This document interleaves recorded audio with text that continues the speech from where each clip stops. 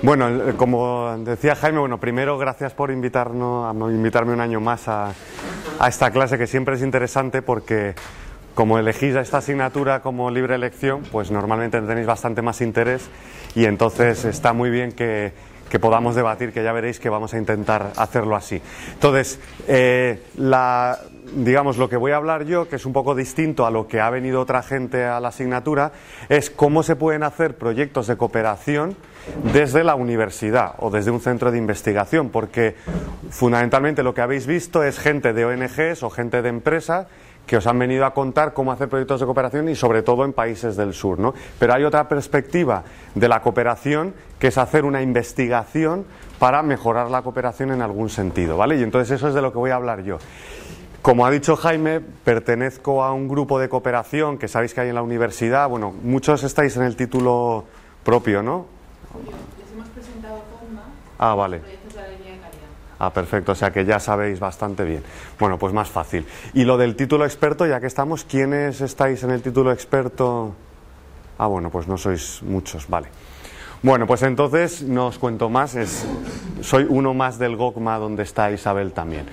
Bien, entonces, lo que voy a hacer es, vamos a hablar sobre todo de temas energéticos, que es en lo que trabajamos nosotros, y entonces lo que quiero, bueno, energéticos y medioambientales, con la perspectiva, la parte medioambiental, entonces lo que quiero hacer, este es el esquema, es primero haceros una pincelada de la situación mundial que hace que nos planteemos actuar desde la universidad en investigar en temas de cooperación, y después las dos líneas principales en las que trabajamos, que son los biocombustibles y uno de los mecanismos de flexibilidad del protocolo de Kioto, que no sé si os sonará, que se llaman los mecanismos de desarrollo limpio y que por tanto está relacionando lo que es el cambio climático con la cooperación al desarrollo.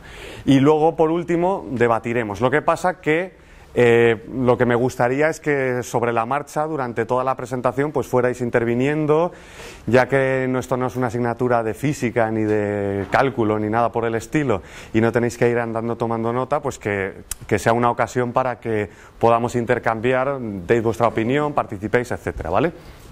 Bueno, entonces, situación mundial. No sé si alguna vez habéis visto mapas del mundo de cómo es el consumo energético a nivel mundial.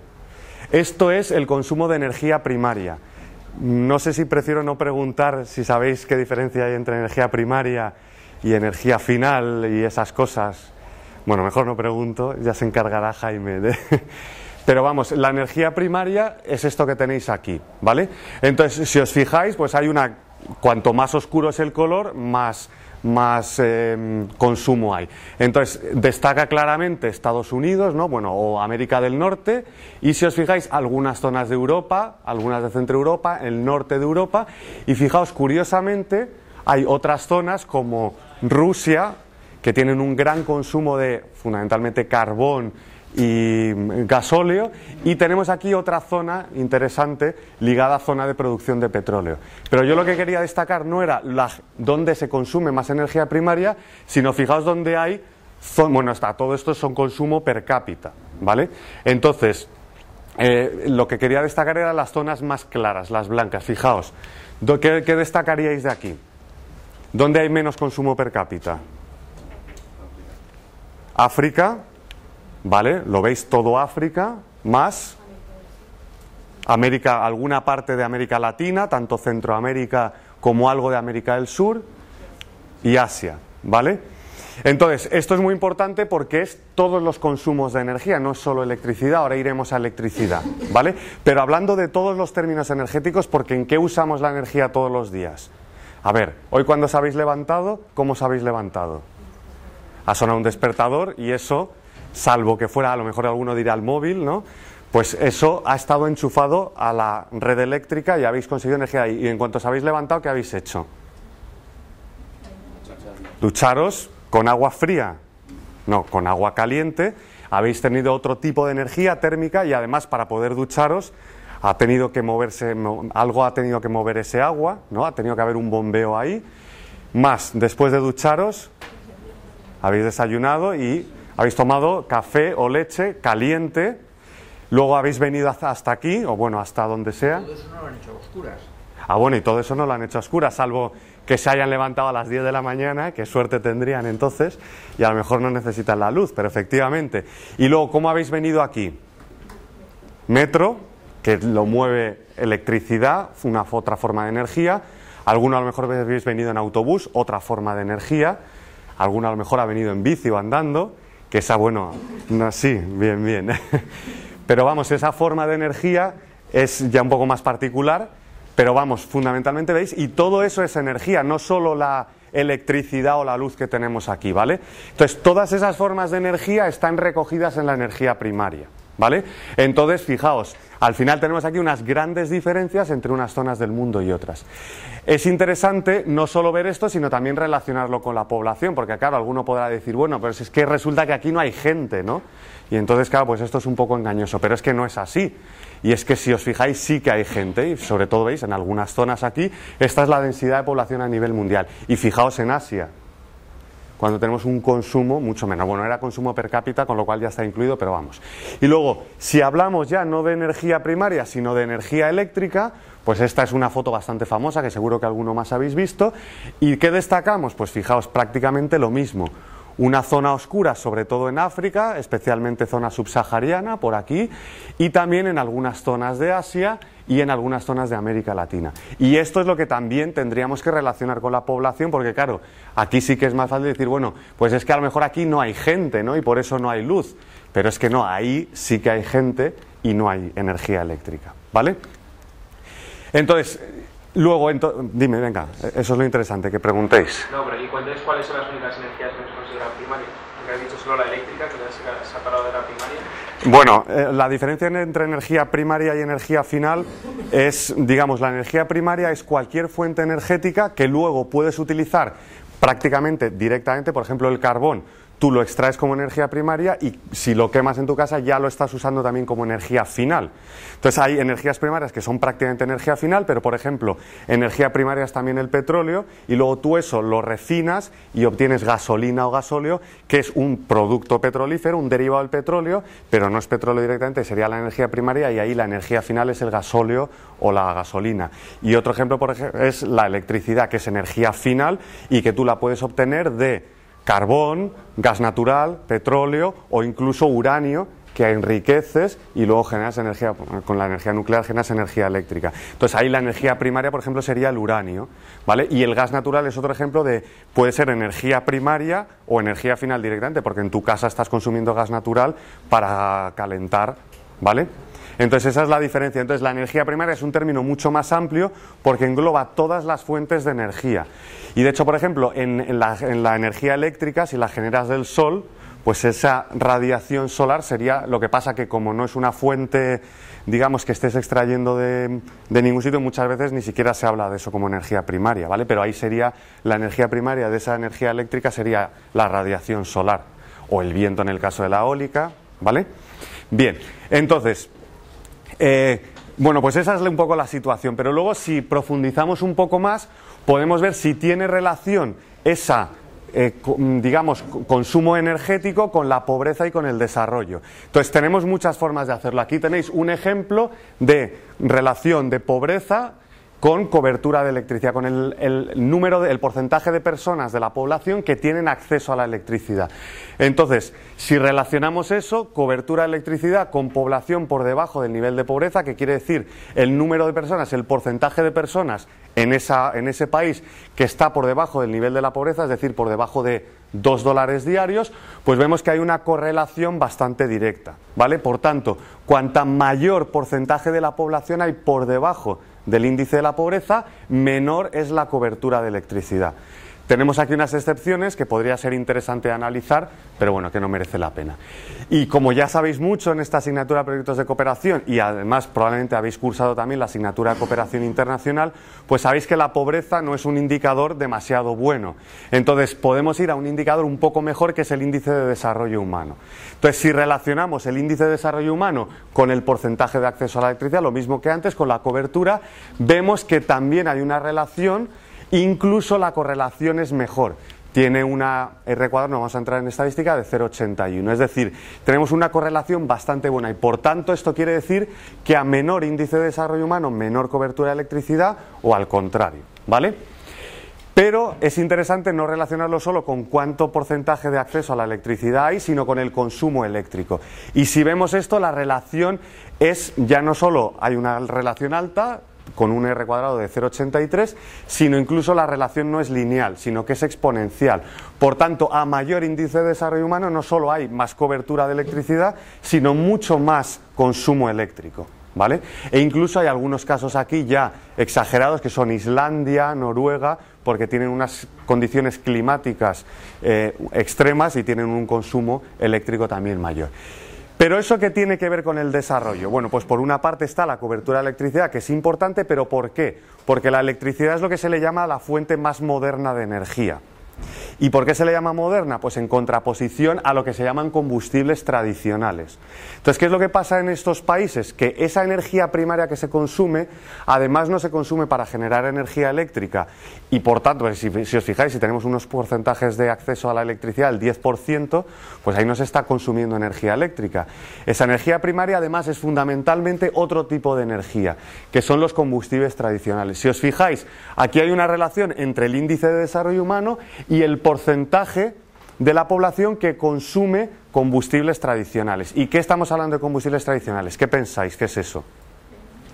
Leña y carbón vegetal, no carbón extraído de una mina, sino sabéis, bueno, a lo mejor alguna vez en algún pueblo habéis visto que se haga carbón vegetal acumulando madera y quemándolo a temperaturas bajas durante un tiempo. Eso genera un carbón, un tipo de carbón que se llama vegetal porque proviene, no es que el otro no sea, bueno, el otro es que proviene y después de muchos años, ¿no? Pero este carbón vegetal, lo bueno que tiene es que un kilogramo de ese carbón tiene un poder calorífico mayor que la leña y entonces puedes generar más calor, ¿vale? Entonces eso es cuando hablamos de combustibles tradicionales, hablamos de eso.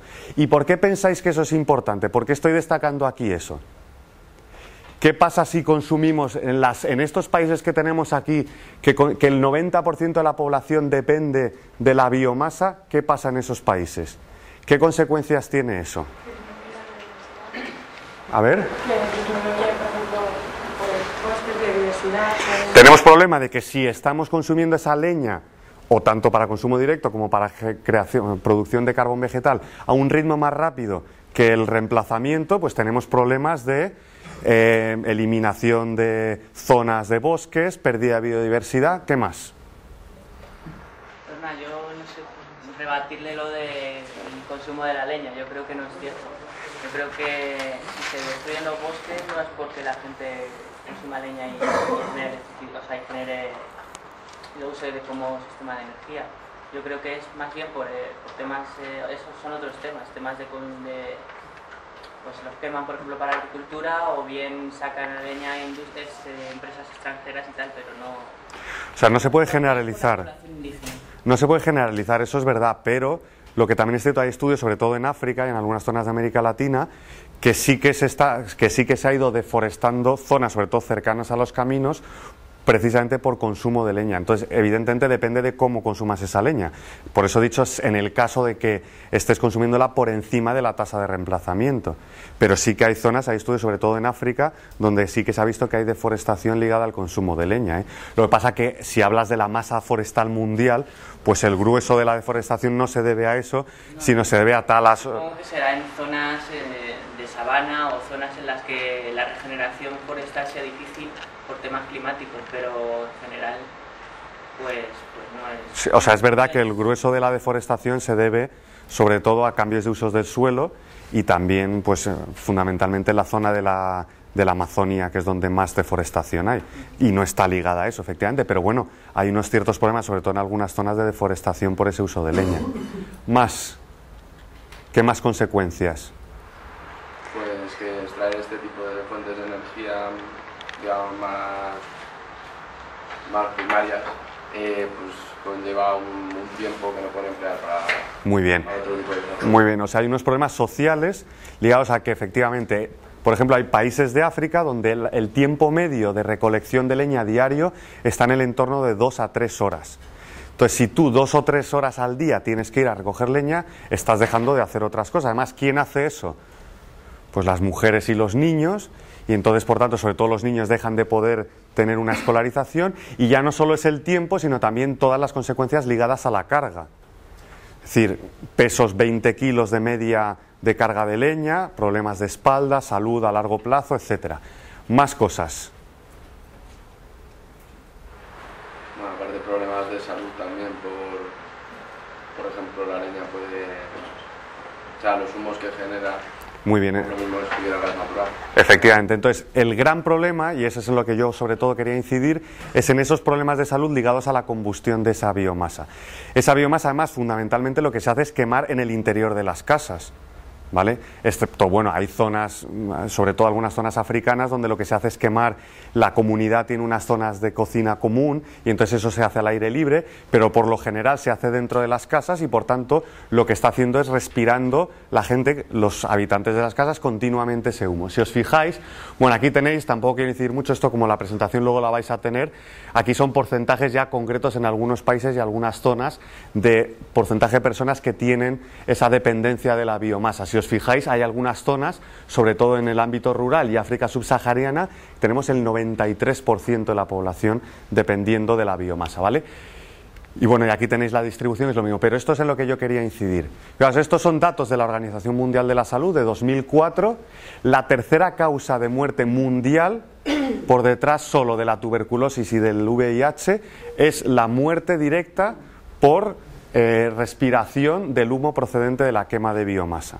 Es la causa de muerte incluso por encima de la malaria y por supuesto todos los que vengan por aquí. Tercera causa de muerte mundial, 1,3 millones de personas al año.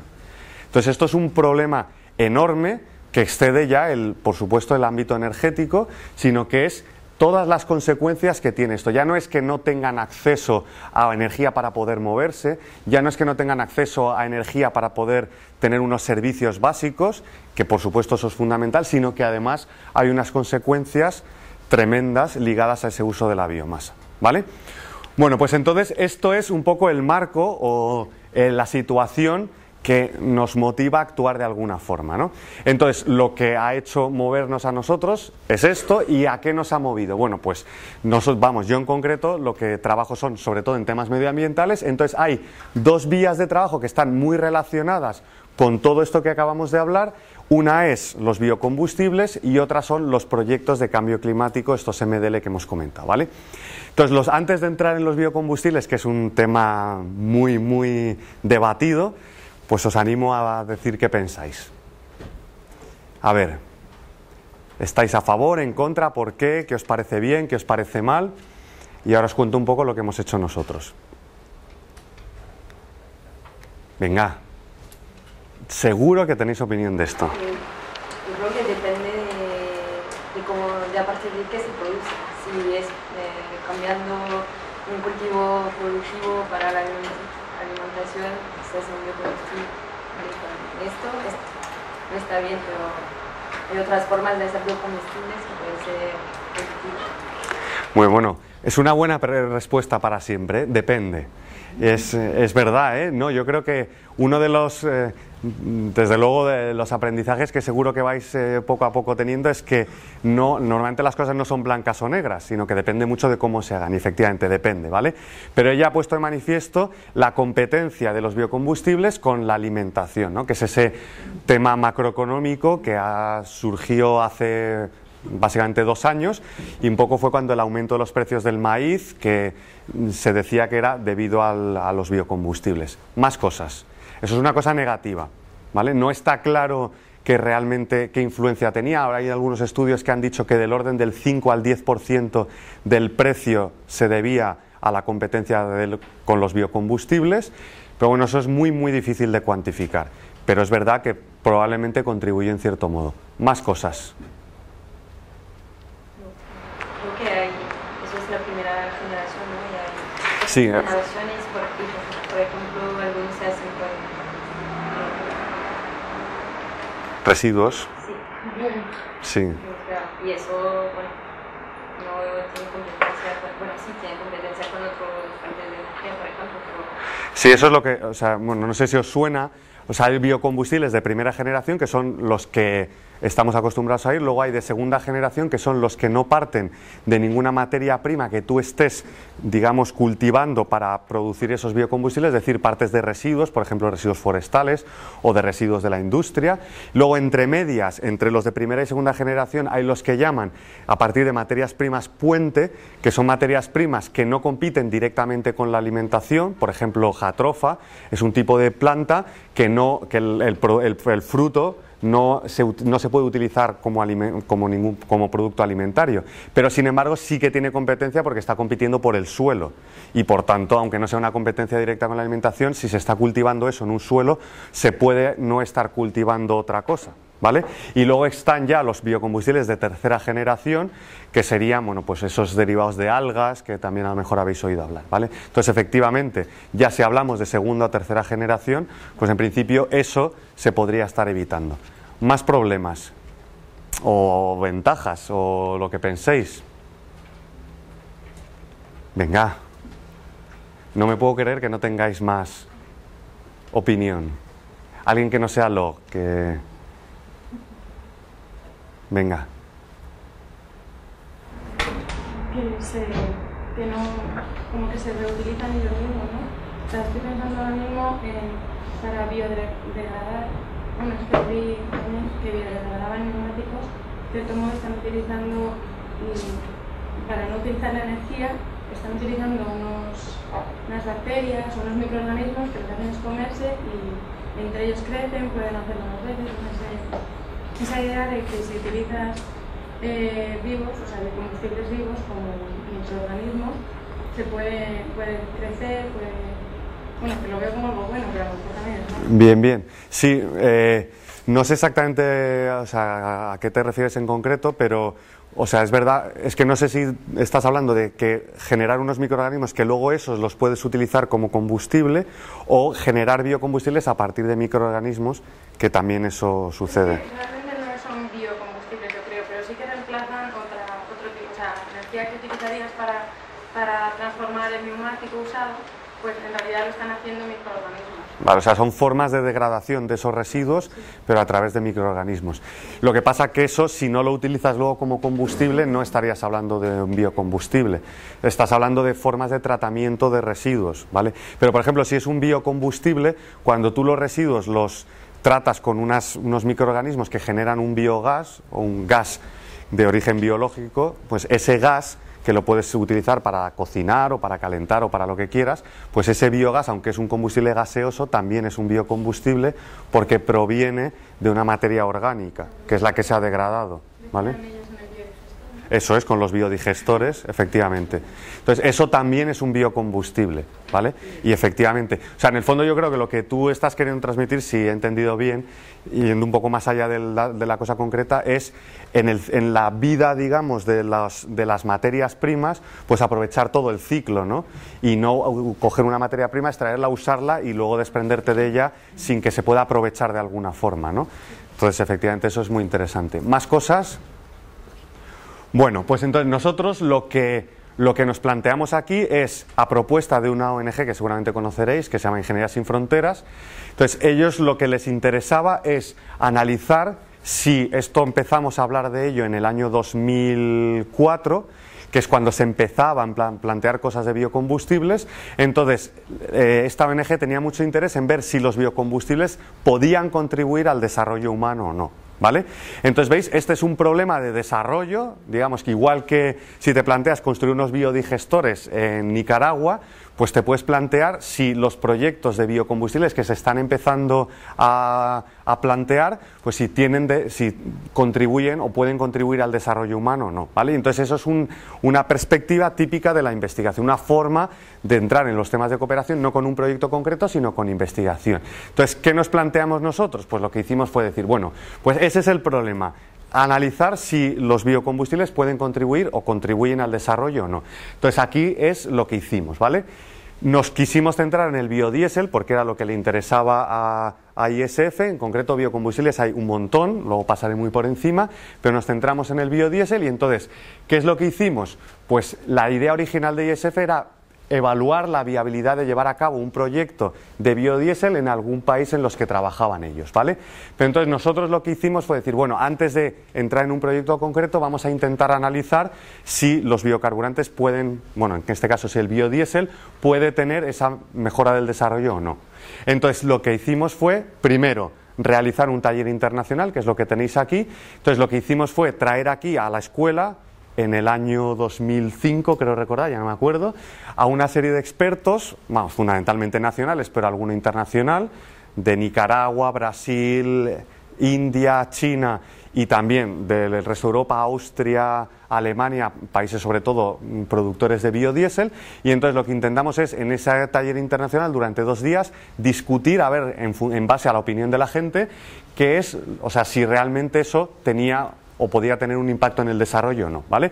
Entonces, ¿veis? Esa es una forma, por ejemplo, de investigar, realizar un taller internacional y luego publicar los resultados de manera que puedan servir al resto de personas, ¿vale? Si podéis, no me acuerdo de vuestro nombre, tu nombre, el de ACV también, Carlos, ¿no? Carlos, si podéis callaros, es que si no a mí me distrae un poco.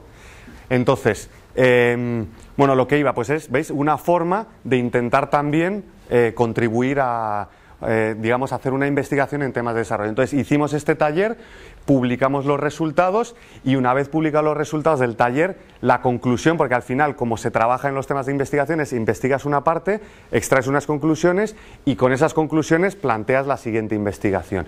Entonces, la conclusión de ese taller fue un poco más o menos lo que dijo Log, ¿no? Pues no es muy difícil de decir si pueden contribuir al desarrollo o no, hay que hacer un análisis más en profundidad. Y entonces lo que hicimos, y eso fue el siguiente paso, estudiar las distintas fases de producción y comercialización del biodiesel para estudiar en concreto y analizar si esa producción de biodiesel puede tener o no una influencia en el desarrollo humano, ¿vale? Y entonces eso fue el siguiente paso, ¿vale? Entonces, bueno, pues aquí tenéis un poco todo, ¿veis? Publicamos los resultados y aquí están los resultados con el libro de ponencias y hicimos una presentación en un taller. Este es el libro que no sé si alguno estáis interesados, a mí me queda algún ejemplar, entonces estas serían las ponencias del taller. Y luego, la segunda intervención, que es esto que os decía, estudiar con profundidad si la producción de biodiesel puede tener un impacto positivo en los países del sur. Y en base a eso, elaborar una serie de propuestas.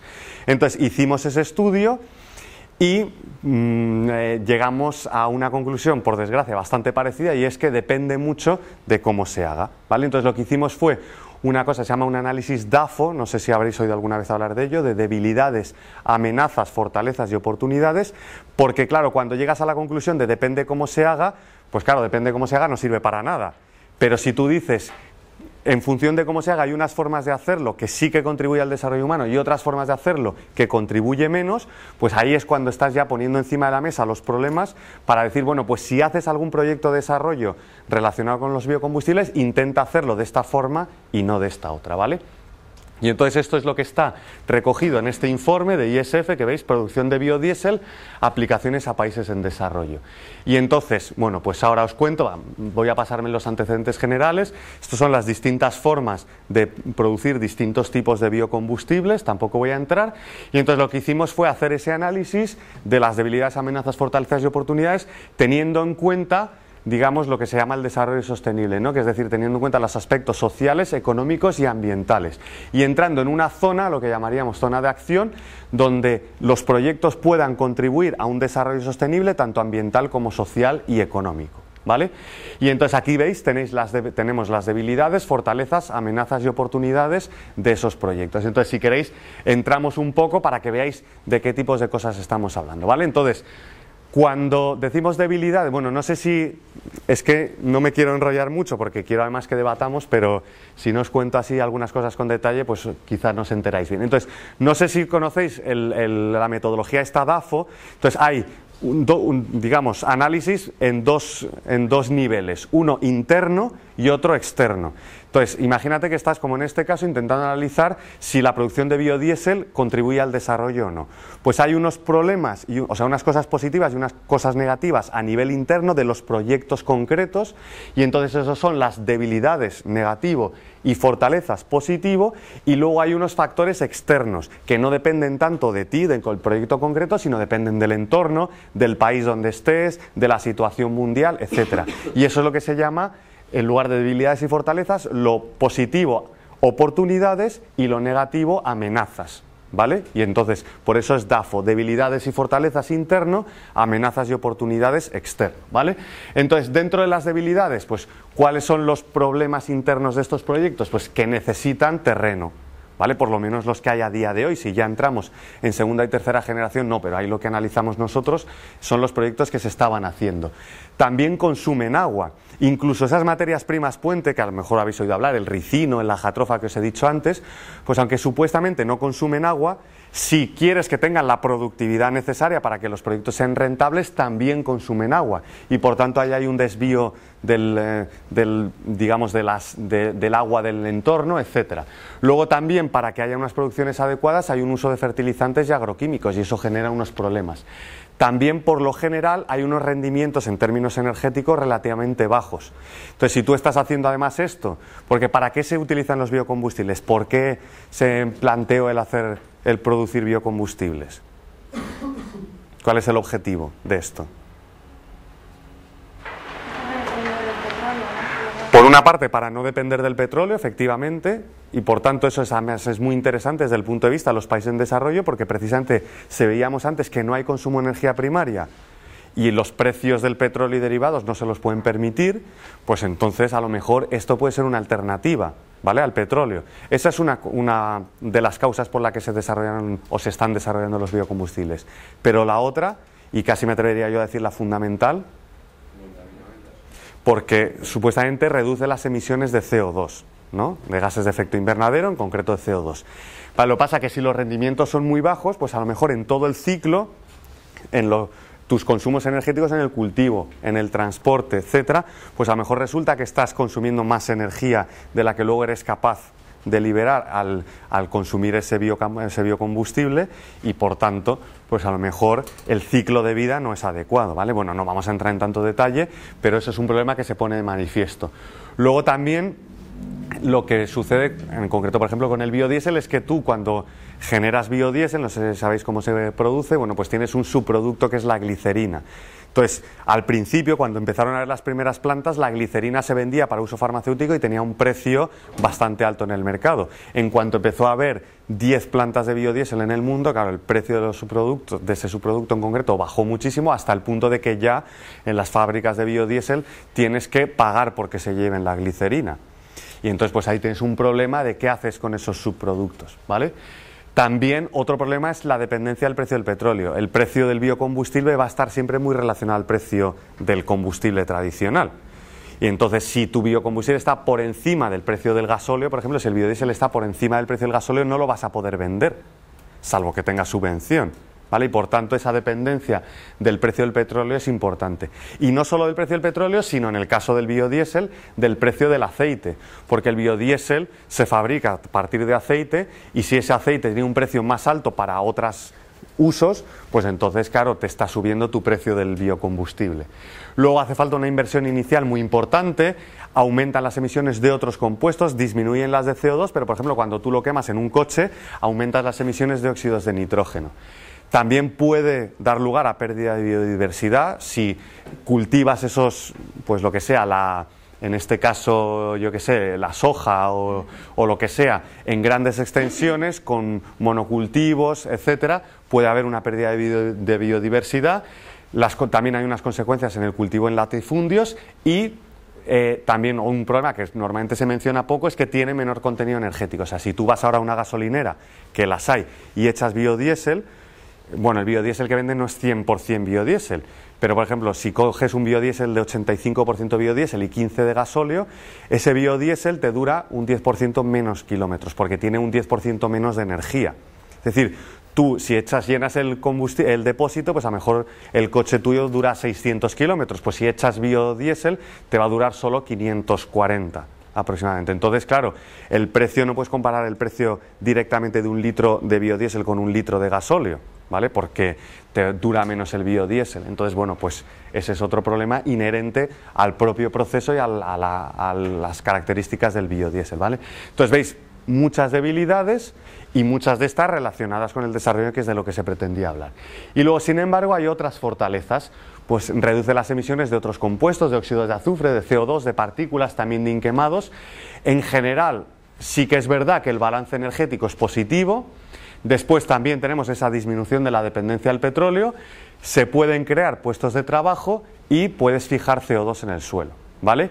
Por tanto, ¿veis? Por tanto, ¿cómo depende? O sea, al final, ¿veis? ¿Un proyecto de biodiesel es bueno o es malo? ¿Favorece el desarrollo o no? Pues depende si, por ejemplo, lo haces con un consumo de agua que estás desviando los recursos hídricos para otra cosa o no. Depende si lo estás haciendo con unos en latifundios o no. Depende si lo estás haciendo con pérdida de biodiversidad o no, etcétera, ¿vale? Entonces esa es un poco la idea del análisis DAFO. Y luego, en cuanto a los temas externos, pues hay algunas amenazas como la desconfianza de las comunidades, tanto de los usuarios como, porque a muchos, mejor no sé si alguno de vosotros habéis planteado alguna vez utilizar el biodiesel, mejor alguno diréis, bueno, yo no lo voy a usar por si me rompe el motor, ¿no?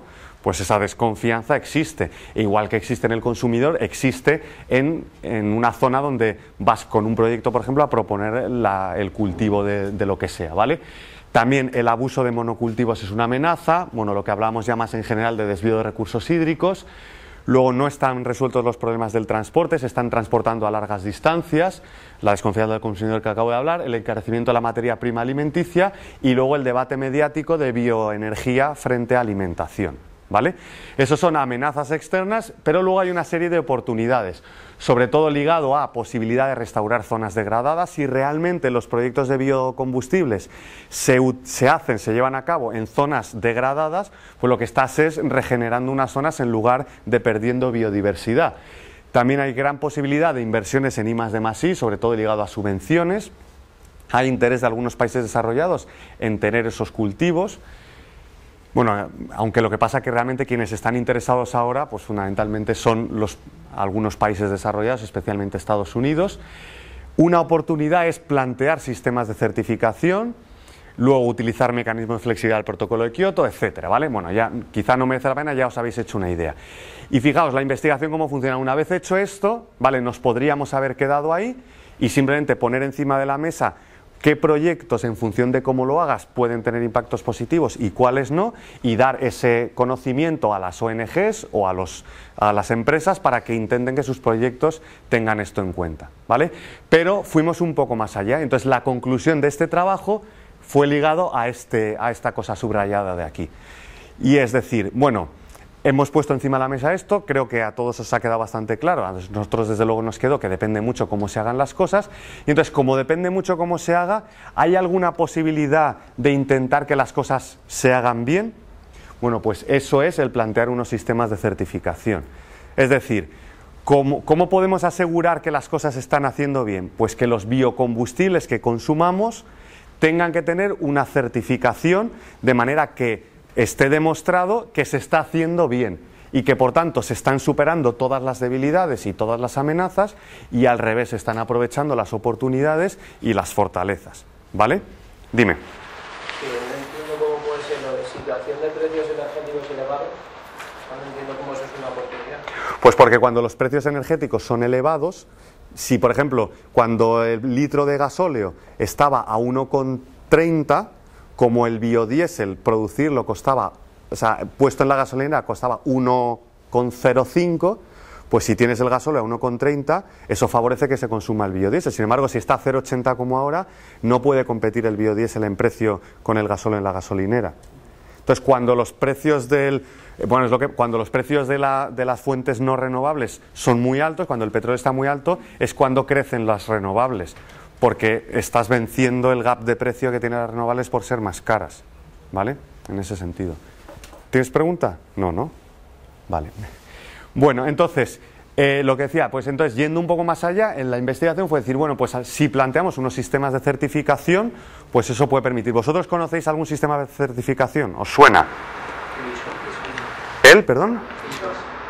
Bueno, ISO es un sistema de certificación de asegurar, pues por ejemplo, si es ISO 9000 la calidad o ISO 14000 los temas ambientales, pero eso lo que te da es un sello a la empresa para decir que está haciendo bien las cosas.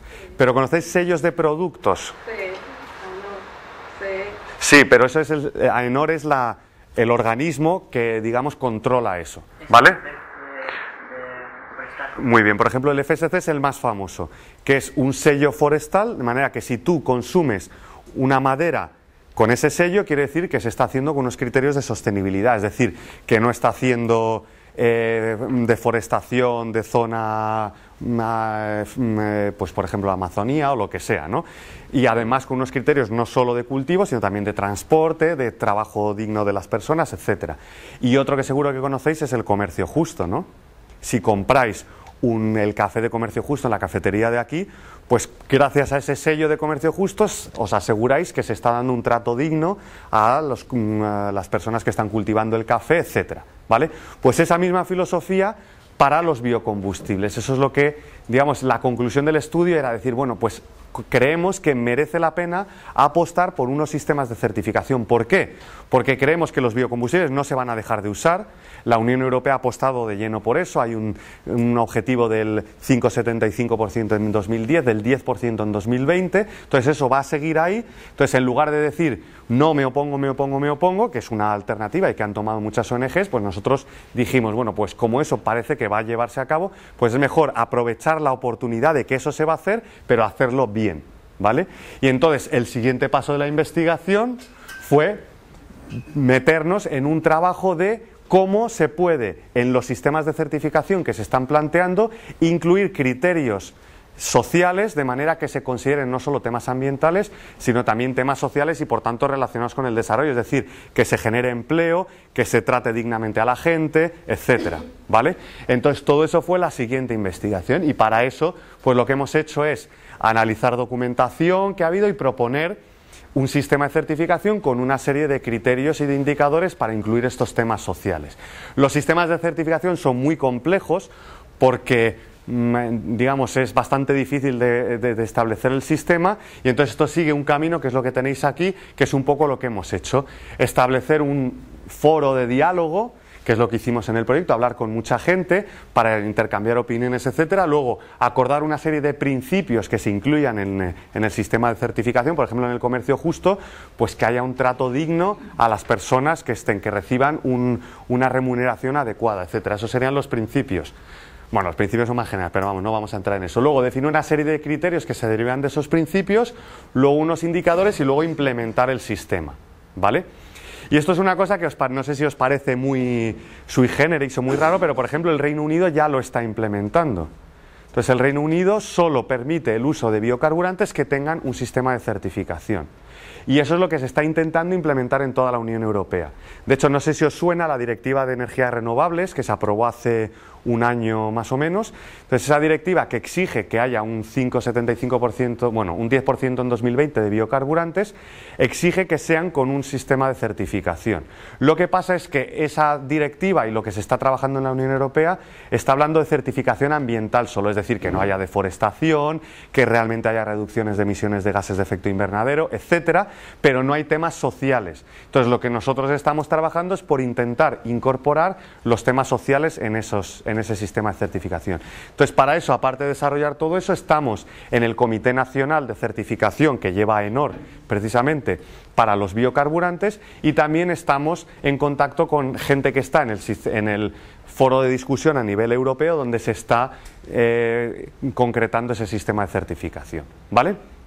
Bueno, entonces eso es tema de biocarburantes y bueno, el resultado de esta parte de certificación lo tenéis en otro estudio, que por cierto todos estos estudios los podéis descargar en esta página web de ISF, que es bueno, la de ISF Madrid, ¿vale? Y si alguno queréis algún ejemplar en concreto, digamos en papel, pues podéis escribir un correo electrónico a esta dirección y os lo mandan sin problemas, ¿vale? Bueno, entonces con esto un poco el biocarburante. No sé si queréis comentar algo antes de pasar. Venga. Estaba pensando en, digamos, los biocombustibles son muy exigentes con la tierra, a la hora de cultivarla. Pues depende del tipo de... Claro, o sea, es que hablar de biocombustibles en general es muy difícil, ¿no? Porque para producir biodiesel es completamente distinto que bioetanol, por ejemplo. Y para el biodiesel, pues tienes una variedad de materias primas distintas muy... Tú puedes fabricar biodiesel desde con girasol hasta con soja o con jatrofa. Entonces depende sobre todo, al final ya no tanto incluso de la materia prima, sino de cómo hagas ese cultivo. No, pensaba en lo de, nos hablaron el otro día de parcelas rotativas, entonces que a lo mejor una forma de aprovechar ese espacio que carecen los biocombustibles sería si hay algunos que sean poco exigentes, precisamente cuando ya está la tierra muy usada, ¿no? A lo mejor o le han exigido mucho más cultivos, utilizar el que le toca para hacer biocombustibles. Efectivamente, sí, de hecho, claro, lo que pasa que eso muchas veces, o sea, eso es lo que poníamos precisamente de manifiesto, que como hay un peligro de monocultivo y de pérdida de biodiversidad, pero eso es un peligro si lo haces bien, ¿no? Si lo haces con cultivos rotativos, ¿qué es lo que sucede? Que eso muchas veces depende de la escala. O sea, si tú te planteas un proyecto de pequeña escala, digamos, en una comunidad, por ejemplo, imagínate una zona rural de América Latina, y tú lo que haces es poner de acuerdo a una serie de agricultores, pues ahí con ellos puedes plantear un sistema rotativo donde un año se produzcan biocombustibles y al año siguiente a lo mejor otra cosa, y con una escala pequeña, etcétera, incluso para el autoconsumo esos biocombustibles, pues esos proyectos tienen un impacto social muy importante y muy bueno. Pero cuando te vas a lo mejor a proyectos macro de extensiones de hectáreas, de cientos de hectáreas, con un tipo de monocultivo, un único cultivo, con un uso masivo de fertilizantes, etcétera, pues entonces es radicalmente distinto. Entonces, claro, ¿qué es lo que pasa? Que estos sistemas de certificación tampoco pretenden ir solo a la microescala, porque entonces en el consumo total no haces nada. Estos sistemas de certificación precisamente lo que pretenden es que en la macroescala se incorporen unos criterios de manera que te asegures que no pasan todas esas cosas, ¿vale?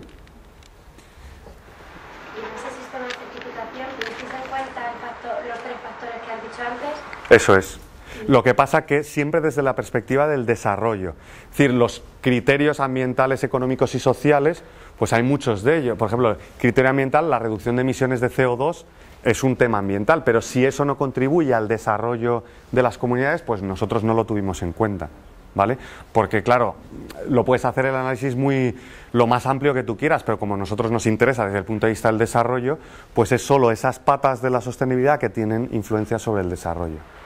¿Y luego lo habéis implementado y os ha quedado un estudio o lo habéis...? Claro, eso lo que en concreto este estudio lo acabamos hace un mes y medio, 2 meses, y lo presentamos en una jornada aquí en la escuela, pues sí, el 14 de octubre, el 15 de octubre, y entonces ahora precisamente lo que estamos es, en todos estos, reuniones de certificación, lo hemos presentado también, entonces lo que estamos es intentando que se incorpore alguno de estos indicadores en el sistema de certificación, y luego lo que estamos es en contacto con las personas en España que tienen más poder o de decisión en este campo, que son el Instituto de Diversificación y Ahorro de la Energía, el IDAE, que son los que representan a España en el Comité de Certificación Internacional, que eso es Ministerio de Industria, y luego el CIEMAT, que es un centro de investigación que también trabaja en criterios de sostenibilidad y que ha trabajado con la directiva. Entonces ellos estuvieron en esta presentación, y con la Asociación de Productores de Energía Renovable, se llama APA, que también, como ellos son los que, digamos, la asociación de empresarios en el caso de biocarburantes que tienen producción de biocarburantes, ¿vale? Entonces esa es la fase justo en la que estamos ahora, de intentar incorporar. Todavía no está decidido el sistema de certificación, y entonces es lo que estamos. Lo que pasa es que la realidad con la que nos estamos encontrando es que es muy difícil. ¿Por qué? Pues porque en estos centros de decisión la representación de alguien como ONG, ahí va en concreto, bueno, aquí Alberto Guijarro, uno de los otros que trabaja en ISF, pues la representación de la ONG es mínima, y entonces la voz de la ONG, pues cuando el 80% de las personas de ahí son de empresa, claro, y es que, pero por eso también hay que ser realistas cuando planteas estas cosas. Si planteas un sistema de certificación maravilloso, pero no implementable, pues claro, la gente te dirá, qué bonito, pero, pues claro, luego esto significa que le estás exigiendo a Repsol, que trae la soja de Malasia, que exija a esa soja que le llega de Malasia unos criterios y que eso por tanto se mida con unos indicadores, y entonces claro, pues Repsol dice, no, yo no quiero meterme en esos líos, salvo que seas por ejemplo BP, que BP en el Reino Unido es precisamente, ella ha dicho, no, yo es que prefiero pagar un poco más por el biocarburante que pongo en mis estaciones de servicio, pero primero me vendo como sostenible, imagen, claro, temas eso, y luego por otra parte me aseguro que me critiquen y que cuando salgan todos estos temas yo digo, no, no, yo es que mira, tengo un sistema de certificación y lo estoy haciendo bien. Entonces me posiciono en el mercado frente al resto y prefiero, digamos, pago el sobrecoste que me supone ese sistema de certificación, asumiendo que me evito el riesgo de que salga en la prensa y pierda reputación, etcétera. Pero hay otras empresas que no están dispuestas a eso. Entonces muchas, en general las empresas lo ven como una amenaza para ellos porque supone un aumento de costes, etcétera. Entonces en lo que se está trabajando ahora es precisamente en cómo llevar esto a la práctica de una forma realista y con unos indicadores que se puedan medir y que estén adaptados a las grandes escalas, etcétera. ¿Vale? ¿Alguna cosa más? Y luego también en lo que estamos ahora en paralelo a eso, que serían los siguientes pasos aquí que no he puesto, es hacer unos estudios de caso en los países en los que trabaja ISF. En concreto se van a hacer en Perú, en Nicaragua y en Mozambique, no, y en Tanzania, ¿vale? Para ver en concreto en las instalaciones que hay allí de producción de biocarburantes, cómo medirlo y cómo proponer que se haga de la misma forma en otras zonas, ¿vale? ¿Alguna cosa más? Bueno, y entonces, ya por último, lo que es relacionado, cambiamos relativamente de ámbito, porque lo otro también está muy relacionado con el cambio climático, pero ya es una perspectiva mucho más amplia que solo los biocarburantes. Entonces, bueno, esto es un rollo, entonces voy a pasar muy por encima, pero básicamente es importante que conozcáis de dónde surge esto. Supongo que suena el protocolo de Kioto a todos, ¿no? Evidentemente, y lo que supongo que no sabéis es un poco el detalle de cómo se gestionó eso y qué, digamos, qué son los acuerdos a los que se llegaron en ese protocolo. Entonces, lo importante es que os quede claro que hay dos tipos de países que firman el protocolo, bueno, aunque algunos no lo han firmado, pero dos tipos de países a los que los afecta el protocolo. Uno son los que se llaman países anexo 1, y se llaman anexo 1 porque hay un anexo en el que aparecen con unos niveles de reducción, es decir, son países que se comprometen a reducir sus emisiones y por tanto llamémosles países desarrollados, ¿vale? Porque en el año 97 los países en desarrollo pues no se comprometieron a ninguna reducción. Entonces esos países anexo 1 tienen unos compromisos de reducción. En concreto, la Unión Europea tiene una reducción del, bueno, el conjunto del 5,2, la Unión Europea el 8%, y luego dentro de la Unión Europea, que aquí lo tenéis, bueno, estos son los países con exigencias de reducción, y dentro de la Unión Europea, pues cada uno, el conjunto de la Unión Europea tiene que reducir un 8% sus emisiones y luego cada país tiene que reducir un porcentaje. En el caso de algunos como España, no solo no tenemos que reducir, sino que el reparto interno nos permite aumentar nuestras emisiones, un 15%, ¿vale? Entonces, digamos, hay una serie de países que tienen que cumplir con estas reducciones. Pero ¿qué es lo que pasa? Que el protocolo de Kioto, entró en vigor cuando se requería para entrar en vigor que lo firmaran al menos 55 países y que al menos los países firmantes supusieran más del 55% de las emisiones. Entonces entró en vigor el 16 de febrero de 2005 después de que firmara Rusia, porque había más de 55 países pero no había más del 55% de las emisiones. Entonces hasta que no firmó Rusia, como no firmó ni Estados Unidos ni Australia, pues no se conseguía alcanzar el 55%. Entonces cuando firmó Rusia ya entró en vigor. Eso quiere decir que hay que cumplirlo. Porque una cosa es firmar un protocolo, o sea, una cosa es ponerte de acuerdo y establecer el protocolo, pero hasta que no lo ratificas, los países no entran en vigor, pero ya entró en vigor. Entonces, todos estos países tienen que reducir sus emisiones. Pero ¿qué es lo que sucede? Que, por ejemplo, España, aunque solo pueda emitir hasta el 15%, eso no es real. Porque hay lo que se llaman mecanismos de flexibilidad, que es decir, cuando tú no puedes cumplir con tu objetivo de reducción, o en este caso de aumento, sabéis que en España estábamos en el año 2005 en el más 50%, ahora baja un poco, bueno, en el 2007 estamos también más o menos en el más 50%, entonces, frente a un más 15 estamos emitiendo un más 50%. Entonces, para poder llegar al más 15 hay una cosa que se llaman mecanismos de flexibilidad. ¿Qué es eso? Pues es utilizar otros instrumentos para reducirte emisiones, pero no reduciendo directamente en tu país, ¿vale? Es un mecanismo un poco complejo si no lo conocéis, pero es un poco en lo que se basa todo esto. Y los mecanismos de flexibilidad hay de 3 tipos. Perdonad los que sabéis ya mucho de esto, ¿no? Pero entonces es importante que tengáis para ver un poco cómo funciona. Entonces, hay 3 tipos de mecanismos. Uno que se llama comercio internacional de emisiones. ¿Qué quiere decir? Pues eso está ligado a las empresas. Por ejemplo, España tiene un 15% global que reducir, ¿vale? Pero quien emite, hay actores muy distintos. Están desde las centrales eléctricas hasta una industria de fabricación de cemento, pero nosotros, yo emito al moverme en coche, al utilizar el autobús, el metro, al consumir en mi casa electricidad, ahora estamos emitiendo nosotros y no somos ninguna empresa, ¿vale? Entonces, digamos, esa reducción se reparte entre las empresas y el resto. Lo que se llaman el resto serían los que se llaman sectores difusos. Entonces, las empresas tienen asignados digamos, solo se les permite emitir una cantidad de toneladas de CO2, ¿vale? Si te pasas de esa cantidad, puedes... O sea, en principio tú imagínate que tú eres una fábrica de cemento, bueno, una empresa de fabricación de cemento y se te permite emitir 100.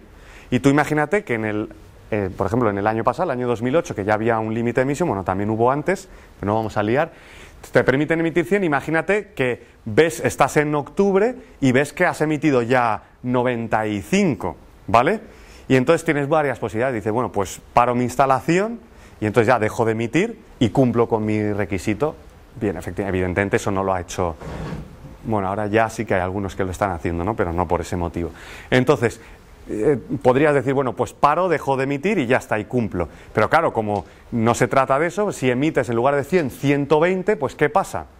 Que tienes la posibilidad de comprar esas 20 toneladas de exceso, las puedes comprar en un mercado de derechos de emisión, que es el Mercado Internacional de Derechos de Emisiones, y esa tonelada tiene un precio como en un mercado, y un día vale una cosa y otro día vale otra. Entonces las empresas hacen sus números y ven si les interesa comprar o no, o parar la instalación si el precio está muy alto, etcétera. Eso, por ejemplo, aunque os parezca ciencia ficción, está pasando. Y ha pasado mucho, sobre todo en la industria eléctrica. Entonces la industria eléctrica, en función del precio de la tonelada de CO2, metía o no metía carbón como una fuente de generación de energía eléctrica.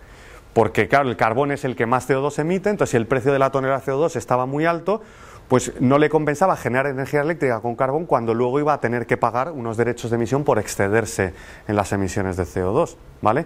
Entonces esto no es tan ciencia ficción, o sea, esto es completamente real. Y ese es uno de los mecanismos de flexibilidad, de manera que aseguras que en todas las zonas donde haya ese comercio, en el global, se ha emitido una cantidad de CO2 y lo que hacen es las empresas que emiten menos lo venden a las que emiten más. Y en global se emite una cantidad fija. ¿Hay muchas empresas que emiten menos? Sí. ¿Por qué? Porque ese 100 que he dicho lo ponen los gobiernos. Entonces lo que ha pasado, bueno, ha habido 2 fases. En la primera, los gobiernos fueron muy generosos. Bueno, para las industrias siempre fueron muy poco generosos. Al final depende de lo que te asignen, ¿vale? Si ahí dices, ¿le sobra o no le sobra? Y luego, por ejemplo, ahora en España lo que está pasando es que hay muchas industrias que, como estamos con la crisis, pues incluso han cerrado. Entonces hay industrias que siguen existiendo, o sea, Azulejos Paquito sigue existiendo sin producir azulejos, no se dan de baja para vender sus derechos de emisión. Porque solo eso es un negocio para ellos. Porque se les asignaron unas toneladas, ahora no están produciendo y entonces en lugar de dar suspensión de pagos o lo que sea y cerrar, siguen funcionando para vender los derechos de emisión. Entonces, bueno, esto es un mundo, ¿vale? Bueno, vamos a entrar en eso porque no es solo los MDL, pero vamos. Entonces ese es uno de los mecanismos de flexibilidad. Y luego hay otros mecanismos de flexibilidad que no son dentro de la Unión Europea, es decir, no son entre empresas de la Unión, bueno, en nuestro caso entre empresas de la Unión Europea, sino que lo que consiste es en, imaginaos una empresa, yo que sé, Endesa o lo que sea, sobrepasa ese 100. Y entonces los 20 que le sobran, digamos, por ejemplo, en lugar de comprarlo en este mercado, lo que puede hacer es ir a un tercer país, de fuera, un país no desarrollado, y poner en marcha un proyecto, por ejemplo, una generación eléctrica por un parque eólico, y entonces si es capaz de demostrar que con ese proyecto va a emitir menos CO2 de lo que se emitiría sin su intervención en ese país, digamos así grosso modo, pues entonces esa diferencia entre lo que se emitiría si no estuviera ese proyecto y lo que se va a emitir con ese proyecto, lo pueden utilizar ellos como reducción de emisiones en ese país, ¿vale?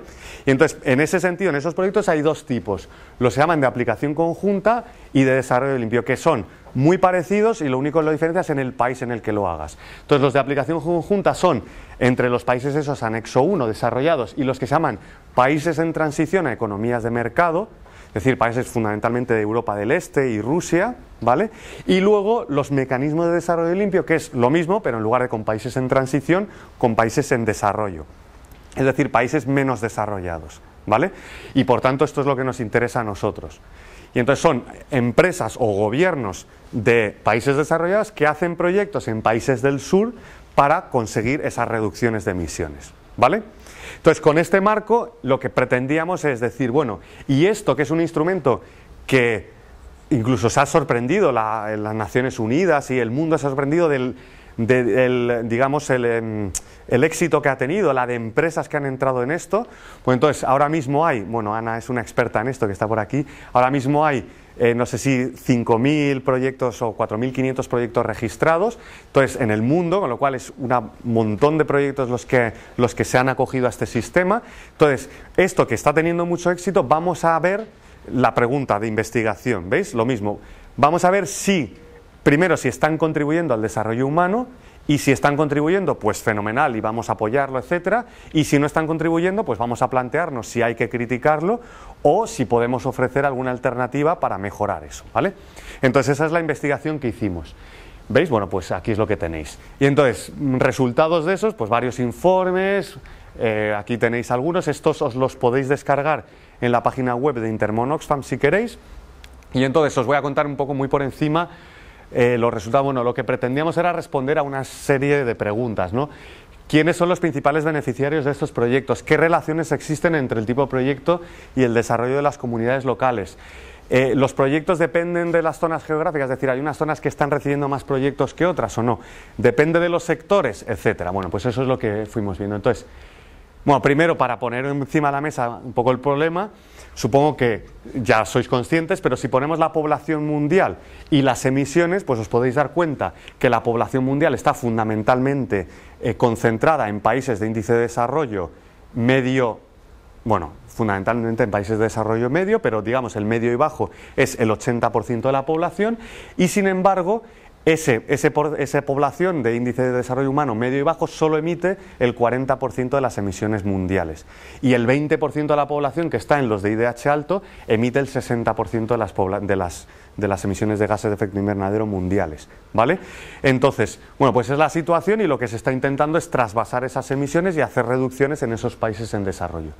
El gran problema, claro, es que si estas son las emisiones actuales mundiales, si todos los países emitieran como los más desarrollados, pues pasaríamos de emitir del orden de 28.000 millones de toneladas de CO2 equivalente a nivel mundial a más de 80.000 millones, ¿vale? Fijaos esto lo que supondría si ya, hoy mismo se ha publicado en los periódicos, no sé si alguna habéis leído, que ya se está corroborando científicamente, bueno, ya se lleva mucho tiempo, pero ahora los peores impactos del cambio climático que estaban previstos con unas emisiones relativamente, bueno, muy altas, pero mucho menores de los que podrían ser si todos pasáramos a emitir lo mismo, pues imaginaos, no hay más que pensar cuántos coches hay por cada 1.000 habitantes en China. ¿Alguno lo sabéis? Pues, bueno, depende de las zonas, pero 60, 70 coches por cada 1.000 habitantes. ¿Cuántos hay en España o en países desarrollados? 500, 600.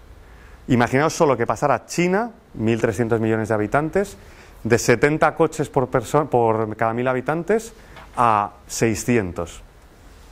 Ya os podéis hacer solo una idea de solo ese pequeño detalle. Pues imaginaos eso multiplicado por otras muchas más cosas, ¿no? Entonces, también un poco lo que pretende el objetivo de los mecanismos de desarrollo limpio, pues es contribuir al desarrollo de las emisiones, pero además de una forma que sea beneficiosa para esos países en desarrollo, de manera que se transfieran tecnologías, formas de desarrollarse que no conlleven este salto de emisiones, que sean formas más limpias.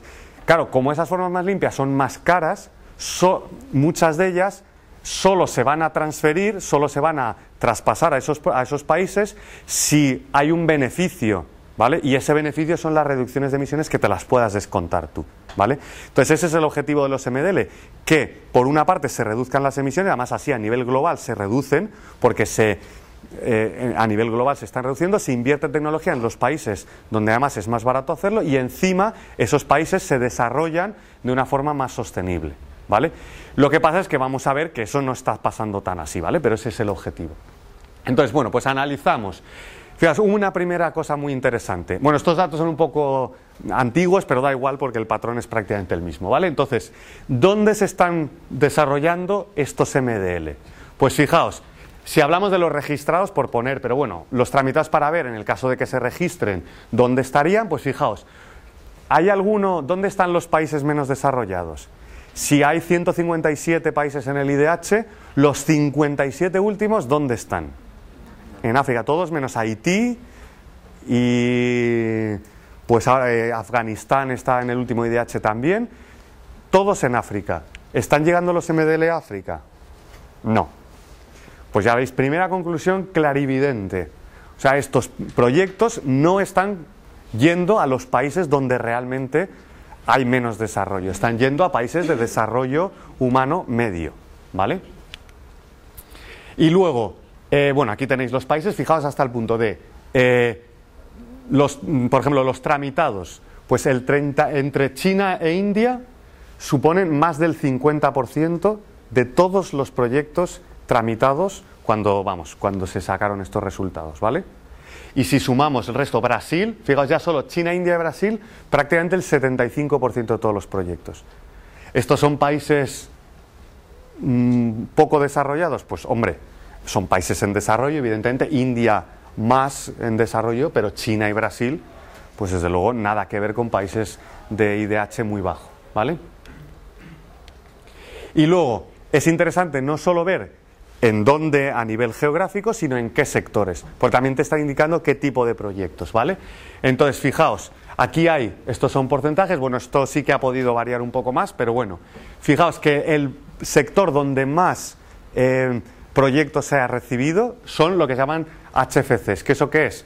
Bueno, pues los HFCs son unos gases que tienen un potencial de calentamiento muy alto, por tanto, un kilogramo de ese gas genera mucho más calentamiento climático que un kilogramo de CO2 y eso se emite pues, en la generación de esos gases que sirven como sistemas de refrigeración, etcétera. Entonces, en esas industrias donde fabricas ese gas y algo se emite, pues en lugar de emitir el gas directamente, si lo quemas, reduces el potencial de calentamiento y entonces pues emites mucho menos CO2 equivalente, ¿vale? Bueno, no sé si os interesa porque, vamos, da igual.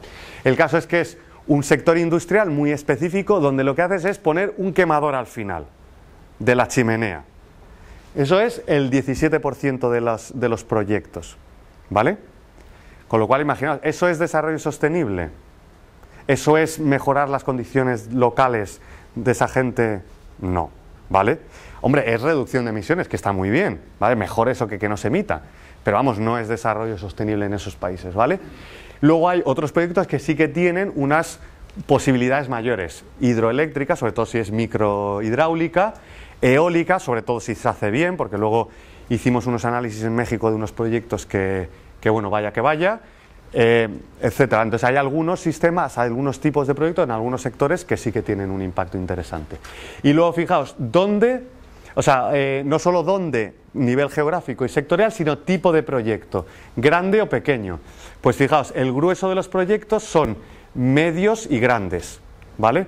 ¿Qué quiere decir eso? Pues medio o grande en función de las toneladas de CO2 que se reducen, ¿vale? Y también una cosa que hemos ido viendo pues es que evidentemente los proyectos más pequeños, igual que antes cuando hablábamos del biodiesel, es más fácil que tengan un impacto mayor sobre el desarrollo. Bien, y aquí tenéis, bueno, en función del IDH, fijaos, ¿veis? Para IDH bajo, pues fijaos el número de países receptores, 4. Proyectos, 5. El 0,2% de los proyectos solo, el 0,2%, fueron a países con índice de desarrollo humano de menos de 0,5, es decir, lo que llaman países menos adelantados. El 0,2%. Y en términos, en número de proyectos y en términos de reducción de emisiones, el 1,6%. ¿Vale? Bueno, y aquí tenéis ya un detalle más desglosado por sectores, no merece la pena. Y luego otra cosa interesante, ligado ya con lo que estábamos viendo antes, de la cobertura a la electricidad y todo eso, pues por ejemplo, claro, ¿para qué puede servir este tipo de proyectos? Pues por ejemplo, para dar acceso a electricidad, ¿vale?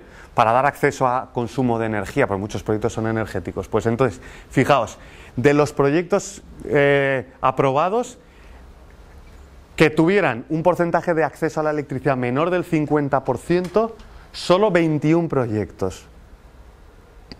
¿Vale? O sea, el grueso de los proyectos han ido a países que estaban en esa línea de antes de cobertura de acceso por encima del 50%. Por tanto, tampoco está yendo, incluso esas de hidráulica, esos de eólica, no están yendo a dar energía eléctrica a los países con poca cobertura de electricidad, sino a países en desarrollo, pero más desarrollados, que ya tienen acceso a electricidad y que lo que se está haciendo a lo mejor es cambiar fuentes fósiles por otras fuentes renovables, ¿vale? Y luego aquí tenéis un análisis también un poco detallado del caso de España, los proyectos que, digamos, con un promotor español, entonces también pues los proyectos a qué países han ido. Bueno, tampoco lo que veis es que el patrón se repite, aunque un poco modificado.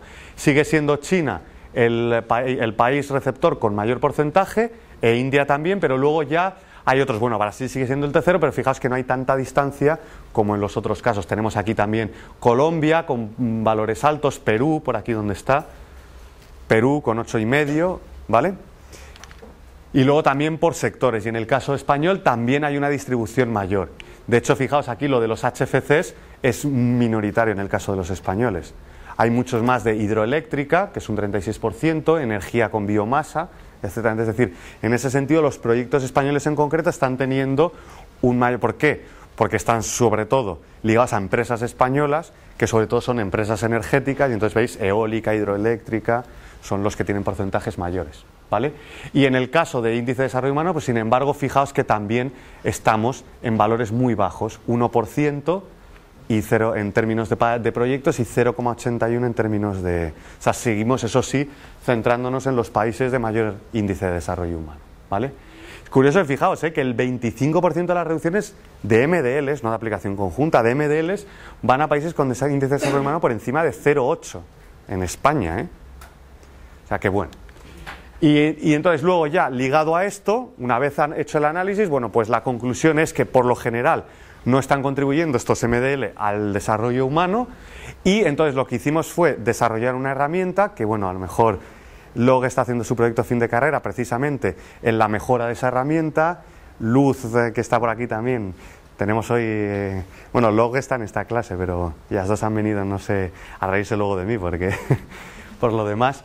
Y entonces, bueno, pues lo que estamos ahora es, desarrollamos una primera versión de la herramienta para decir, bueno, como no se está contribuyendo al desarrollo, ¿cómo podemos hacer que se mejore esa contribución?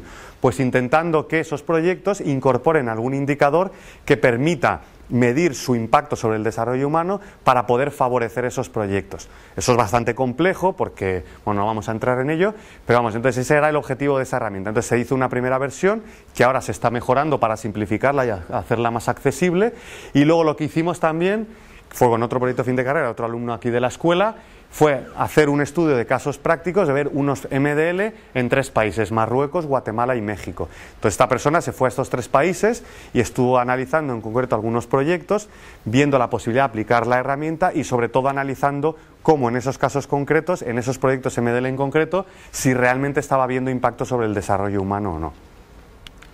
Y entonces ya los siguientes pasos, pues estamos viendo la forma de aplicar esta metodología, presionar o intentar presionar para que se incluyan estos criterios de desarrollo en los requisitos para aprobar los mecanismos de desarrollo limpio, y luego con el objetivo último de proponer unos modelos de intervención, unos tipos de proyectos que sí que tengan impacto sobre el desarrollo. Es decir, cuando se plantee en el futuro, se está planteando, incluso si alguien se quiere plantear hacer un proyecto, pues que tenga la posibilidad de saber qué tipos de proyectos, qué formas de hacer los proyectos. Al final volvemos al cómo. No son buenos o malos per se los MDLs, depende de cómo los hagas. Pues proponer unas formas de intervención, unas formas de proyectos que permitan mejorar, aumentar el impacto sobre el desarrollo humano, ¿vale?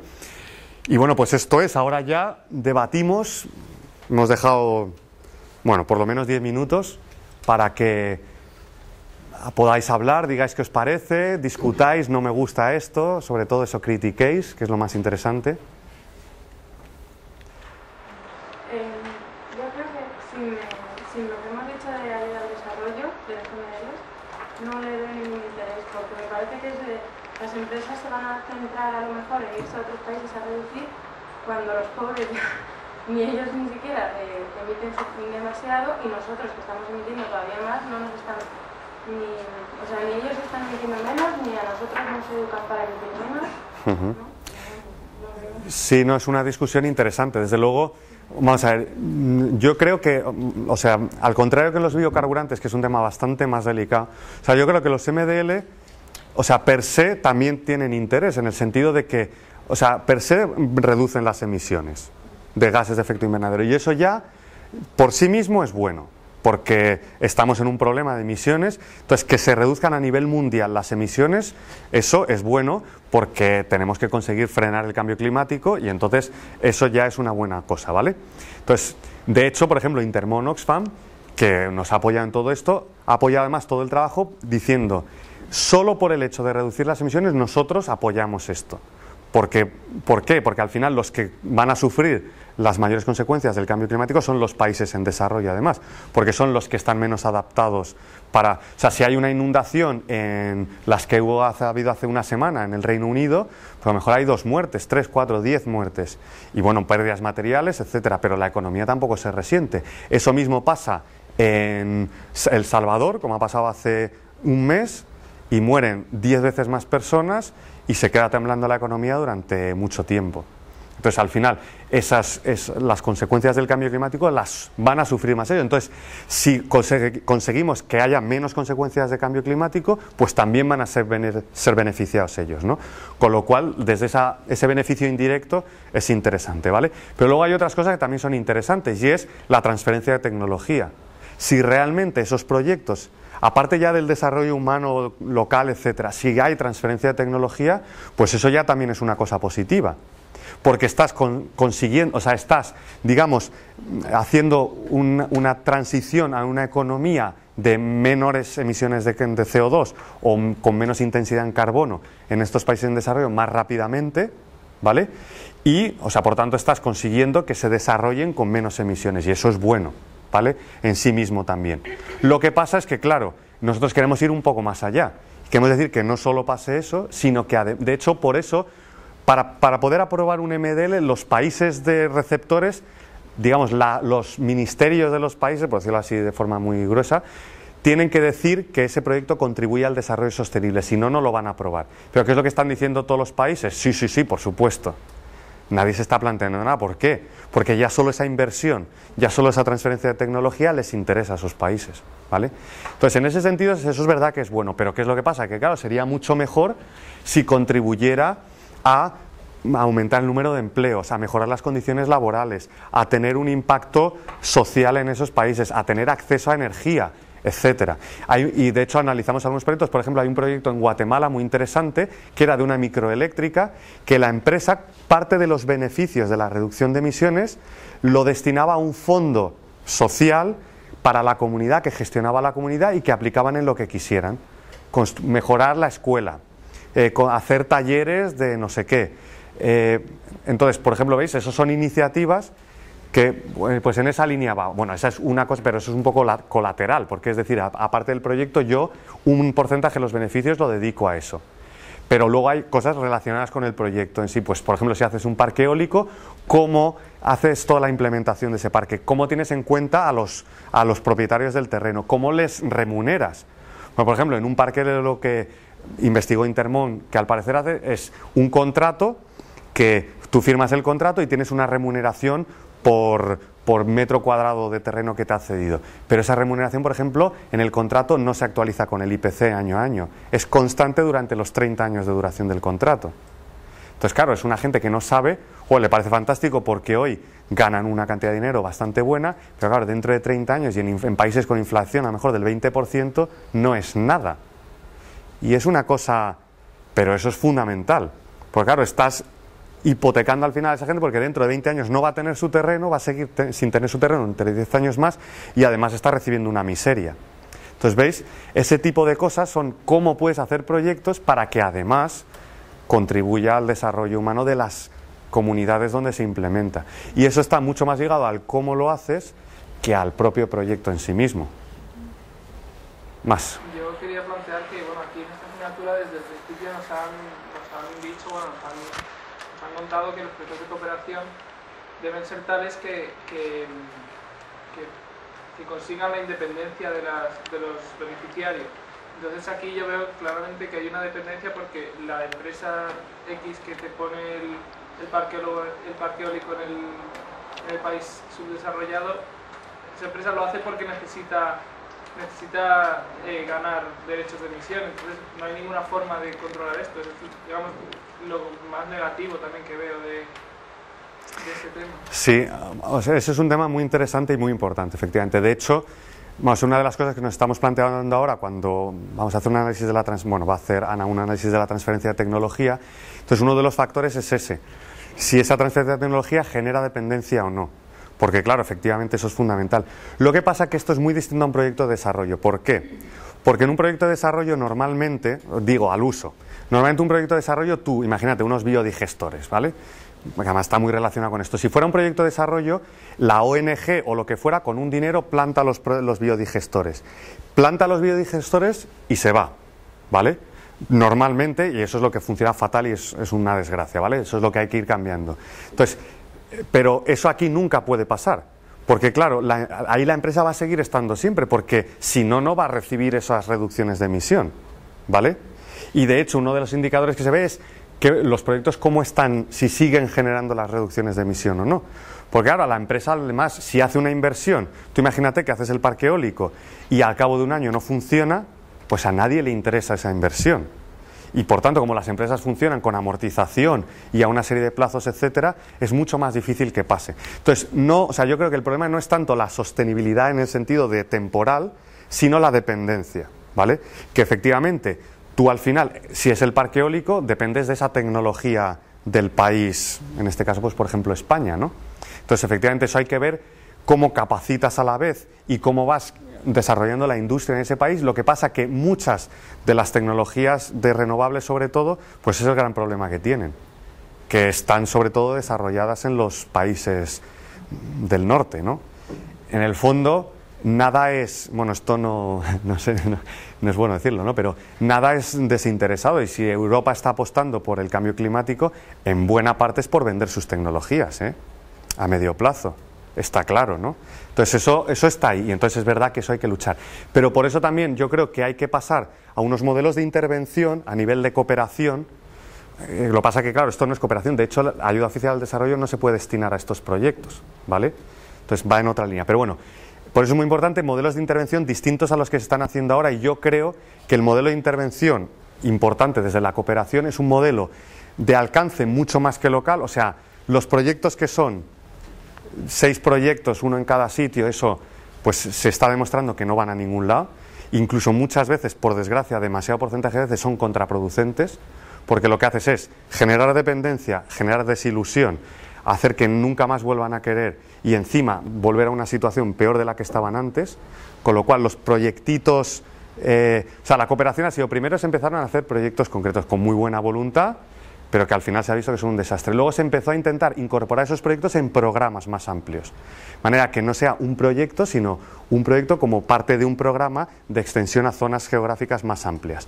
Pero aún así yo creo que eso tampoco es tan interesante, porque muchas veces la extensión hace que sigas dejando marginada a las poblaciones que no son capaces, o sea, que no tienen la capacidad para tener esos proyectos ellos. Entonces, aunque abarques regiones grandes, siguen quedando muchas zonas marginadas. Entonces, yo creo que hay que ir lo que pasa que es muy complicado, pero hay que ir a un paso más allá, que es hacer modelos de intervención regionales, de zonas amplias, y no solo de ONGs, sino donde incorpores a la administración pública del país que sea, a la sociedad civil a través de ONGs, pero también a empresas. Porque hay que ser realistas. Mi opinión es que sin las empresas tampoco vas a ningún lado, porque quien tiene las tecnologías, quien tiene la posibilidad de hacer las cosas, son las empresas. Entonces eso es en lo que se está trabajando ahora, unas nuevas formas de cooperación que sean, bueno, hay algunos nombres, algunos ejemplos son partenariados, alianzas público-privadas, que lo que se pretende es precisamente involucrar a todos esos actores, pero sobre todo yo creo que no es tanto además, o sea, es muy importante quiénes participan, pero también el ámbito geográfico, que se haga en una región grande y con unas políticas de Estado o de región, ¿vale? Y no de ONG o de empresa, por supuesto. Y ahí además ahí sí que puedes, si además lo hablas a nivel de región, sí que puedes tener instrumentos para que los que tienen más posibilidades paguen un sobreprecio y compensen, y además la propia población se apropie de la tecnología, porque claro, como haces una cosa mucho más amplia, pues es mucho más fácil de hacer eso, ¿vale? Que si pones unos paneles solares en el pueblo de 100 habitantes, que claro, la dependencia del que ha fabricado los paneles solares es total. Dime. Una cosa, a mí por ejemplo el comercio este de CO2 me parece un tiraneo, o sea, quiero decir, una corporación grande, por ejemplo, que llega a un límite de CO2 que emite, de repente le compra sus derechos a, véase, Sudán o Guinea o cualquier otro país que, digamos, no llega hasta esos límites, puedo seguir enguarrando todo lo que quiera, incluso más que si no tuviese esos límites que me daría el que no hubiese ese comercio, ¿no? Hombre, lo que pasa es que vamos a ver. Bueno, primero, esto no, o sea, la clave es que no puede ser una acción única. Es decir, hay que ir a reducir las emisiones en los países desarrollados. Ese es el objetivo número uno. Está claro. Lo que pasa es que a ver quién es el gracioso que se atreve. O sea, si yo ahora llego aquí y os digo, bueno, a partir de mañana no uséis el coche, porque es que claro, así no podemos vivir. O sea, en ese momento ya os habéis enfadado conmigo. Y yo no soy nadie. Porque dices, ¿y tú quién eres para decirme que no use el coche? ¿O quién es para decirme que en mi casa baje 1 grado la calefacción para consumir menos? Si yo vivo así, vivo bien, yo no tengo por qué vivir peor, ¿vale? Y eso si lo digo yo, pues me podéis decir, tú eres un lo que sea, tal, pero si encima lo dice el presidente del gobierno, ¿qué lo pasa? Que a las siguientes elecciones no sale seguro, ¿vale? No, y eso además no es teoría, hay muchos estudios de zonas locales donde hay personas que han implementado medidas de reducción de la demanda y no han salido en las siguientes elecciones. No, es que es verdad. Entonces eso por desgracia es así y eso es muy duro porque claro, los políticos por desgracia, o sea, es que eso es perverso. Porque claro, al final los políticos piensan en el corto plazo y en las elecciones siguientes y es que esa es su forma de funcionar. Entonces un político no te va a decir que dejes de usar el coche aunque lo debería decir, ¿vale? Entonces yo estoy completamente de acuerdo, pero tenemos que, ahí sí que tiene que ser el piensa globalmente y actúa localmente. O sea, el problema es un problemón y lo que tenemos es que pensar cada uno qué podemos hacer desde nuestra pequeña escala para mejorar esa situación. Porque es que somos los únicos que lo podemos... Y por ejemplo ahí los americanos, sin embargo, fíjate, lo hacen bastante bien. Porque los americanos no son de trabajar en medidas generales y luego implementárselas a la población, sino trabajar en la población para que la población reduzca. Y eso es lo pasa que claro, ellos tienen mucho que reducir, ¿no? Pero vamos, entonces eso es por supuesto, ¿vale? O sea, estoy completamente de acuerdo que esa es la prioridad número uno. Pero ¿qué es lo que pasa? Que esto es un buen instrumento, ¿por qué? Porque primero eso que tú has dicho no se puede hacer, o sea, Sudán o Guinea o quien sea no puede venderle a Endesa. O sea, Endesa tiene un exceso de emisiones, no va a Sudán y le compra al gobierno esos derechos, ¿vale? Eso solo se puede hacer entre empresas de los países desarrollados, que es el primer mecanismo de flexibilidad. Lo que sí puede hacer es plantear Endesa un proyecto en Sudán concreto y ese proyecto concreto, hay unas metodologías complejas, si demuestra que va a reducir las emisiones respecto a lo que se haría sin ese proyecto, pues entonces es cuando ese plus de reducción te lo puedes asignar. Y entonces en global las reducciones, o sea, las emisiones no pueden ser mayores. Porque tú tienes que demostrar, bueno, esa es la teoría, luego claro, las metodologías son complejas y a veces pues evidentemente hay trampas, digamos, y las cosas no funcionan del todo bien. Pero en teoría tú no vas a poder emitir en global más de lo que estabas emitiendo sin ese proyecto, ¿vale? Y entonces sí que tiene sentido. ¿Por qué? Porque en el fondo la filosofía es decir, vamos a invertir el dinero, o vamos a reducir las emisiones donde es más barato. Porque claro, poner ese proyecto en Sudán es mucho más barato que hacerlo en Cuenca, ¿vale? Entonces, pues esa es lo que hay detrás. Y además, lo que pasa es que, claro, ya es todo, además de que es más barato, pues si encima transfieres tecnología, haces que se desarrollen de una forma más limpia, de menos emisiones, y encima favoreces el desarrollo local, y entonces contribuyes al desarrollo humano de esas poblaciones, pues miel sobre hojuelas, ¿no? Lo que pasa es que, claro, a ver cómo lo hacemos para que eso sea realmente así. Y encima siempre a más de la cooperación al desarrollo. Porque ese es el tema. La condición ahora mismo, tiene que haber una carta firmada por el país promotor, por quien está encargado de la OD, sea el ministro, el secretario de Estado, lo que sea, diciendo que el dinero de ese proyecto no va a computar nunca como ayuda oficial al desarrollo. Ahora se están intentando cambiar eso, ¿vale? Pero hasta el día de hoy eso es así. Con lo cual encima no estás compitiendo con dineros de ayuda. Pues claro, la trampa total sería, bueno, pues ahora toda la ayuda oficial al desarrollo la dedicamos a esto, ¿no? Que encima, para España, imaginaos, joder, gasto el dinero de ayuda oficial al desarrollo y encima reduzco mis emisiones, ¿no? Con tal, cumplo con el protocolo, ¿veis? Entonces, claro, eso es lo que por ahora no. Ahora se está viendo cómo, pues a lo mejor están planteándose que los países que lleguen al 0,7 de ayuda oficial al desarrollo, al 0,7% este famoso, como ya ese es el mínimo que se exige a todos los países, pues si ya estás ahí y pasa más, pues bueno, ese a más a lo mejor lo puedes computar MDL como ayuda oficial al desarrollo, pero porque ya has cumplido el mínimo que se le está pidiendo a todos los países desarrollados de AOD, ¿vale? ¿Y cuál es el organismo que aprueba los MDL? Pues es vamos a ver, sabéis que existe en Naciones Unidas un ¿cómo se llama? Bueno, el UNFCCC, que es el Convenio Marco de Naciones Unidas para Cambio Climático, tiene un comité ejecutivo para los MDL, que es un grupo de personas que son los que, en base a los proyectos que presentan los promotores, que tienen que estar auditados, bueno, por una empresa externa, etcétera, son los que deciden si sí o si no. Y entonces, esa que decíamos de incidencia es intentar, lo que pasa que esto es muy difícil, ¿no? Pero la idea original del proyecto era intentar que se exigiera, para poder aprobar ese comité ejecutivo, exigiera que se incorporase algún indicador social.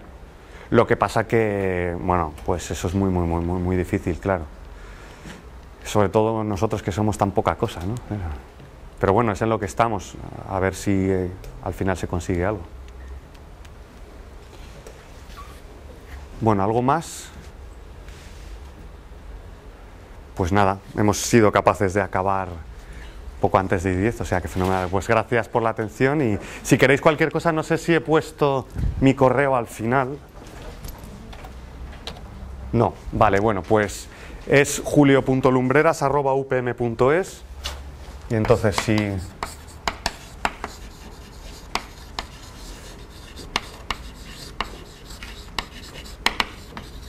Entonces si en algún momento queréis cualquier cosa, pues ahí estoy para lo que queráis, ¿vale? Nada, hombre.